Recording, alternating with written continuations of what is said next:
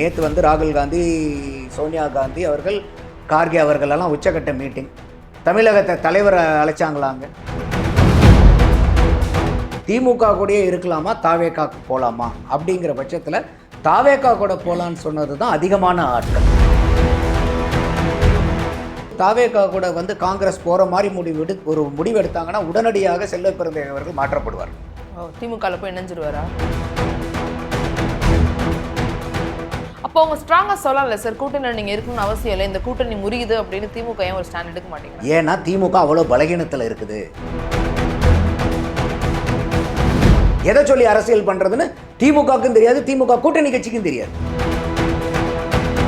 கமேனியை கொன்னுட்டாங்கும் போது கதறாங்க திமுக. புல்வாமால 41 பேர்த்த இந்தியர்கள் தானே செத்தாங்க. என்னைக்காவது இந்த மாதிரி வந்து கண்ணீர் விட்டதை நீங்க பாத்திருக்கீங்களா? இஸ்லாமியர்கள் ஓட்டுக்காக அப்படி பண்றாங்க. அவ்வளவுதாங்க இதுல.